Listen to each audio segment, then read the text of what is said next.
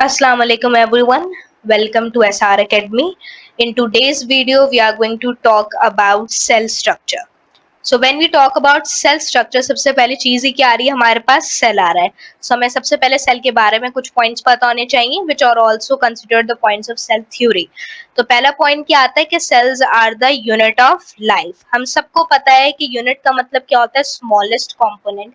तो मतलब क्या हुआ कि cells are the smallest component of life, या आप सेल को ऐसे भी डिफाइन कर सकते हैं, they are the building block of life. And you can also say कि life can not be smaller than cell, या तो life begins at cell. So these points are very important कि हम क्या कंसिडर करते हैं सेल को unit of life.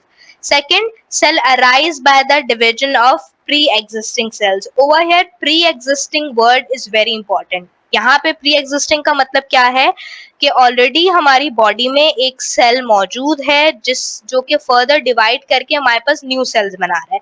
तो जो ऑलरेडी प्री एग्जिस्टिंग सेल हमारी बॉडी में होता है उसको हम कहते हैं पेरेंट सेल. जब वो डिवाइड करता है तो क्या करता है, दो न्यू डॉटर सेल्स फॉर्म करता है. तो यहाँ पे लिखा हुआ है जैसे cell arise by the division of pre existing cells. पहले से जो मौजूद सेल है वो डिवाइड करके हमारे पास क्या कर रहा है, दो न्यू सेल्स बना रहा है. इसी तरीके से ये फर्दर सेल्स जब आगे डिवाइड करेंगे तो ये क्या करेंगे, आगे जब डिवाइड करेंगे तो these will also be called parent cells, और फिर ये पेरेंट सेल्स डिवाइड करके दोबारा से क्या बनाएंगे, डॉटर सेल्स बनाएंगे. तो cell division is basically done by the pre existing cells. उसके बाद हमारे पास एक नया पॉइंट आता है कि cells are the means of transferring genetic information from parent to offspring. हम सबको पता है कि we were initially a single celled, जिसको हम क्या कहते हैं, जाइगोट कहते हैं. तो ये जाइगोट बना कैसे, बेसिकली कि फीमेल जो हमारा सेक्स सेल था जिसको हम एग कहते हैं या ओवम बेसिकली, और जो हमारा मेल सेक्स सेल होता है जिसको हम स्पर्म कहते हैं, जब ये फ्यूज करते हैं, जिस प्रोसेस को हम फर्टिलाइजेशन कहते हैं, तो उससे हमारे पास रिजल्ट में क्या बनता है, जाइगोट सेल बनता है. सो हुआ क्या, बेसिकली ये जो सेक्स सेल्स थे these were from our parents. तो पेरेंट्स से सारी जेनेटिक इंफॉर्मेशन हमें किसके थ्रू ट्रांसफर हो रही है, जाइगोट के थ्रू. मतलब you can say that zygote contains information from the sperm and the eggs. इसलिए क्या कहा जाता है कि cells are the means of transferring genetic information from parent to offspring. Now this zygote will further develop to form the whole organism. Next point, cells are specialized to perform specific tasks. Over here, the task means every cell has to do specific tasks, like RBCs. If I talk about red blood cells, so in our body red blood cells also have some specific tasks to perform. इनका task क्या होता है कि हमारी पूरी body में क्या deliver करते हैं, ऑक्सीजन करते हैं. इसी के साथ साथ हमारी बॉडी में और भी सेल्स होते हैं, जैसे कि कौन से सेल्स होते हैं हमारी बॉडी में, प्लेटलेट्स होते हैं जो कि ब्लड क्लॉटिंग का काम करते हैं. जैसे हमारी बॉडी में कोई चोट वगैरह लगती है, स्किन कोई हमारी डैमेज होती है, तो फॉरन से उस जगह पे क्या करते हैं, ब्लड क्लॉटिंग का काम करते हैं. दूसरे सेल्स हमारे पास कौन से होते हैं, व्हाइट ब्लड सेल्स होते हैं. There are many types of white blood cells. बस आपको क्या पता होना चाहिए कि व्हाइट ब्लड सेल्स का काम क्या होता है. कोई भी फॉरेन पार्टिकल हमारी बॉडी में एंटर करता है, कोई भी बैक्टीरिया या वायरस है, तो उससे लड़ना किसका काम होता है, व्हाइट ब्लड सेल्स का काम होता है. अनदर थिंग क्या है कि cell contain cytoplasm and cell surface membrane. This is also very important point. एक सेल को मैं जब तक लिविंग कंसिडर नहीं करूंगी जब तक कि उसमें साइटोप्लाज्म या सेल सरफेस मेम्ब्रेन मौजूद नहीं हो. I repeat my statement again, मैं एक सेल को तब तक लिविंग कंसिडर नहीं करूंगी जब तक उसमें साइटोप्लाज्म या सेल सरफेस मेम्ब्रेन मौजूद ना हो. So cells contain what, cytoplasm and cell surface membrane. So these all और characteristics about the cell जो हमें पता होनी चाहिए सेल के बारे में. नेक्स्ट हाथ आ जाता है हमारे पास टाइप ऑफ सेल्स. तो सबसे पहले हम प्लांट सेल डिस्कस करेंगे, उसके बाद फिर हम एनिमल सेल डिस्कस करेंगे. हम सबको पता है कि सेल्स क्या होते हैं, माइक्रोस्कोपिक होते हैं.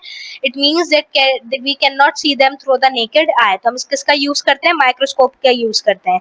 सो यहाँ पे देखें कौन सा सेल है, ये प्लांट सेल है. उसकी हम फर्दर स्टडी करेंगे कि इसके अंदर क्या क्या चीजें मौजूद होती हैं. तो ये एक प्लांट सेल है. प्लांट सेल में सबसे पहले आउटर आप देखें स्ट्रक्चर क्या मौजूद है हमारे पास, सेल वॉल.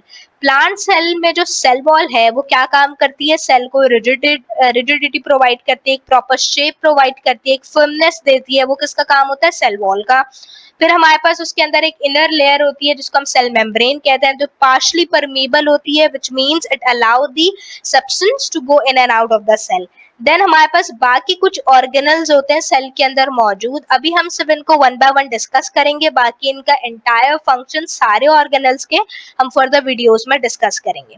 ऑर्गेनल्स की बात करें तो सबसे पहले मुझे यहाँ पे बीच में एकदम बड़ा सा लार्ज सेंट्रल वैक्यूल नजर आ रहा है।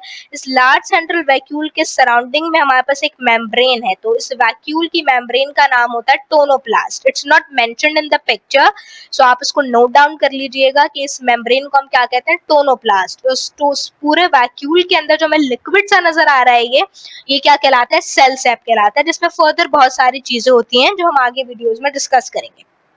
नेक्स्ट पॉइंट कि बिल्कुल वैक्यूल के बराबर में आपको क्या नजर आ रहा है, न्यूक्लियस नजर आ रहा है, ये जो पर्पल सा स्ट्रक्चर है। ऑफ कोर्स न्यूक्लियस का सब फंक्शन तो सबको ही पता होता है कि ये बॉडी सेल की क्या करता है, सारी कैरेक्टरिस्टिक्स को एक्टिविटीज को कंट्रोल करता है। तो ये हमारे पास क्या हो गया, न्यूक्लियस। इस न्यूक्लियस के सराउंडिंग में भी एक मेम्ब्रेन है जिसको आप क्या कहते हैं, न्यूक्लियर मेम्ब्रेन कहते हैं, ठीक है। और इसके न्यूक्लियस के अंदर हमारे पास क्या मौजूद होता है, ये डार्क पर्पल सा जो स्टेन हुआ है इसको हम क्या कहते हैं, न्यूक्लियोलस कहते हैं।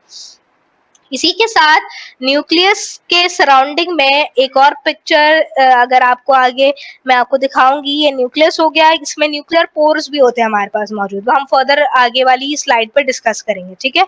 इसके बाद हमारे पास ये एंडोप्लाज्मिक रेटिकुलम आ गया, जो कि कंटिन्यूएशन हो रही है किसकी, न्यूक्लियर मेम्ब्रेन की, which is the smooth endoplasmic reticulum. इसको स्मूथ हम क्यों कहते हैं, क्योंकि उसमें राइबोसोम्स नहीं होते हैं। बट आर राइबोसोम्स, बिल्कुल इसी के ऊपर देखेंगे, जो टाइनी पार्टिकल नजर आ रहे हैं हमें साइटोप्लाज्म में, इनको हम राइबोसोम्स कहते हैं। अगर राइबोसोम्स एंडोप्लाज्मिक रेटिकुलम पे अटैच हो, जैसे यहाँ पर हुए हैं, तो फिर हम उसको क्या कहते हैं, रफ एंडोप्लाज्मिक रेटिकुलम या रफ ईआर, और अगर अटैच ना हो तो smooth ER. Then we have ribosomes over here, then we have Golgi apparatus, this is entire is called Golgi apparatus, और इसमें से हमारे पास कुछ बॉडीज निकलती हैं जिसको हम कहते हैं गोल्जी बॉडी, और you can say Golgi vesicles. Then we have chloroplast over here. Of course we know कि क्लोरोप्लास्ट होता है प्लांट सेल्स के अंदर, जो कि किसमें काम कर रहा होता है, फोटोसिंथेसिस में काम कर रहा होता है, अपना मेजर रोल प्ले कर रहा होता है। देन वी हैव माइटोकॉन्ड्रिया, हर किसी को पता है कि mitochondria is the powerhouse of the cell. इसके आगे डिटेल में फंक्शन सारे ऑर्गेनल्स के हम फर्दर वीडियोस में डिस्कस करेंगे, अभी सिर्फ हम रफली स्ट्रक्चर डिस्कस कर रहे हैं। देन वी हैव साइटोप्लाज्म, इस साइटोप्लाज्म में सारे ऑर्गेनल्स हमारे पास रिजाइड करते हैं। Then we have amyloplast, or you can say it's start grain. You can say that glucose is stored in the plant cells in the form of starch. तो starch grain के अंदर हमारे पास क्या होता है, starch जो है वो स्टोर होता है। अभी इसको अगर हम गौर से देखें यहाँ पे नेक्स्ट डायग्राम में, तो हमें क्या नजर आ रहा है, यहाँ पे सेम प्लांट सेल है बट दो प्लांट सेल्स आपस में क्या हुए हैं, अटैच हुए हैं, किसकी मदद से, और यू कैन से एक साथ नेबरिंग सेल हम इसको क्या कर सकते हैं, कंसिडर कर सकते हैं। इन नेबरिंग सेल के बीच में आपको स्ट्रक्चर नजर आ रहा होगा, ये ब्लू सा, जिसको हम कहते हैं मिडल लैमेला।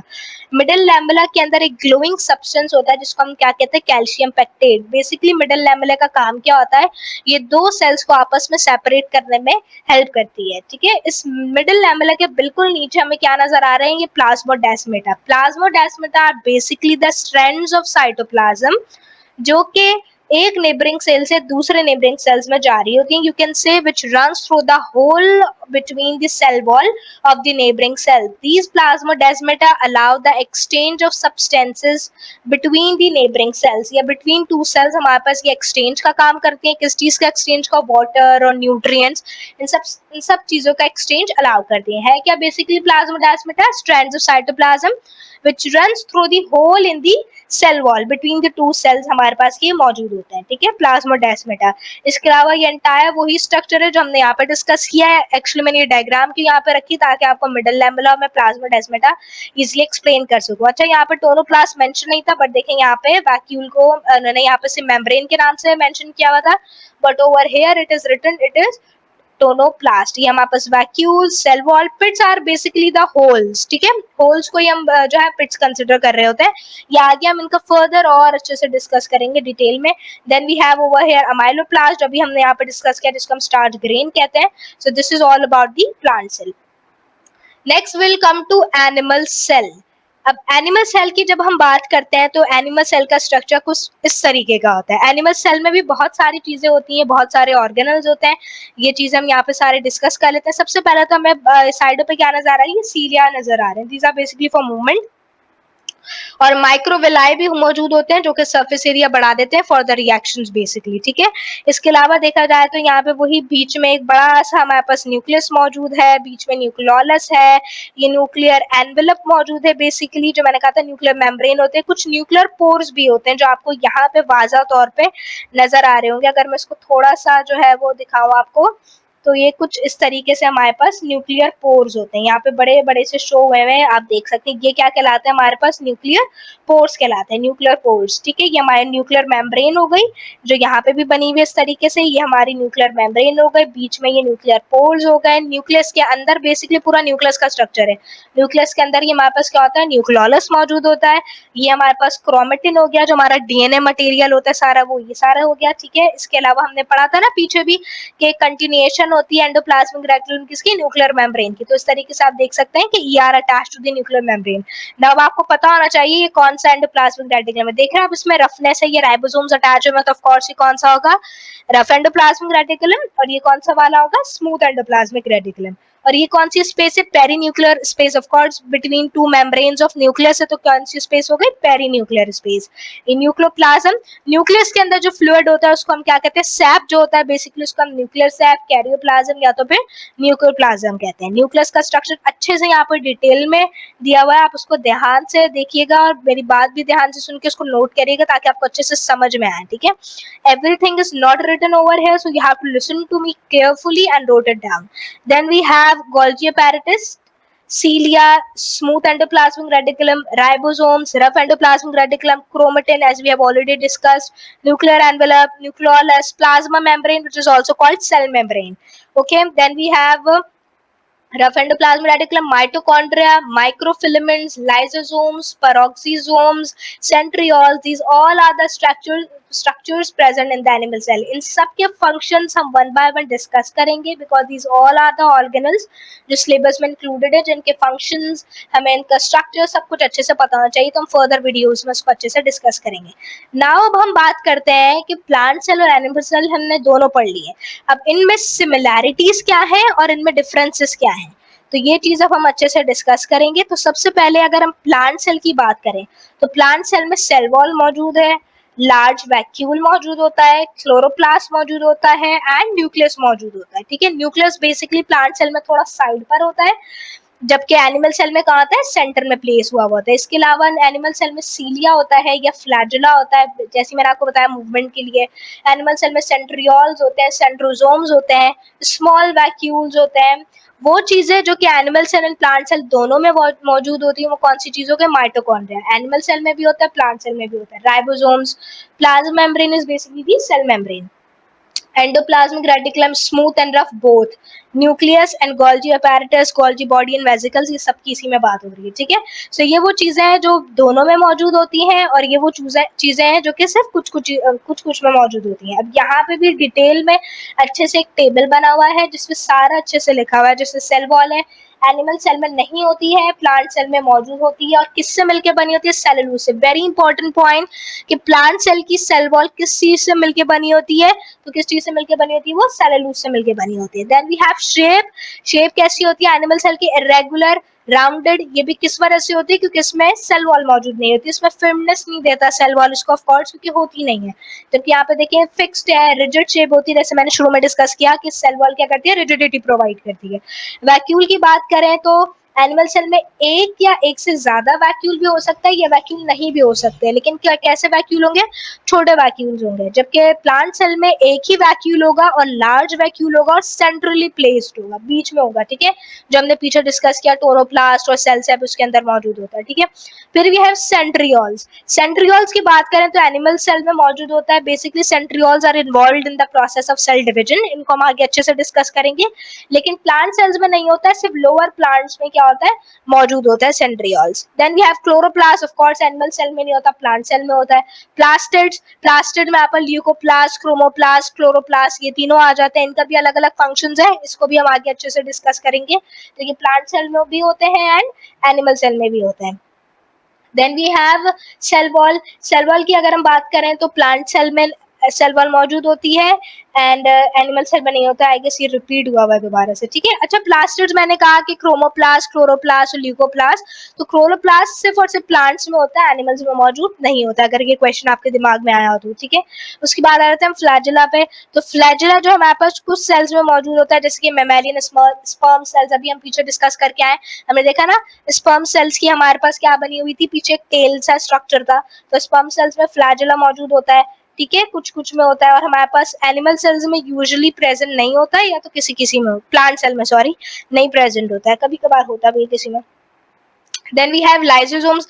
लाइसोसोम्स जो है एनिमल सेल्स में मौजूद होते हैं एंड प्लांट सेल्स में भी मौजूद होते हैं। यहाँ पे नॉट यूजुअली लिखा है, बट आप कंसिडर करें कि प्लांट सेल्स में भी लाइसोसोम्स मौजूद होते हैं। लाइसोसोम्स का भी अपना एक स्पेसिफिक और बहुत इंपॉर्टेंट फंक्शन है, ठीक है। ये सारे ऑर्गेनल्स हैं जो सेल के अंदर मौजूद होते हैं। सीलिया भी कुछ में होता है और कुछ में नहीं होता है, ठीक है। तो ये सारे इंपॉर्टेंट ऑर्गेनल्स हैं जो हमने रफली से ऊपर से डिस्कस किया है कि प्लांट सेल में कौन सा होता है, एनिमल सेल में कौन सा होता है, दोनों ऐसे कौन से ऑर्गेनल्स हैं जो दोनों में मौजूद होते हैं। तो एक अच्छी डायग्राम है, एक अच्छी पिक्टोरियल रिप्रेजेंटेशन है जिससे अच्छे से समझ में आ सकता है। ये टेबल चार्ट भी अच्छा है, तो आप ये अच्छे से इसको एक दफा रीड करिएगा, इसको अच्छे से समझिएगा, पूरी वीडियो को ध्यान से अच्छे से दोबारा देखिए। अगर कोई प्रॉब्लम आ रही है तो, फिर भी कुछ समझ में नहीं आया तो कमेंट में जरूर पूछिएगा, आई विल मेक श्योर कि मैं आपको आंसर करूँ। टिल देन टेक केयर, अल्लाह हाफिज, सी यू लेटर।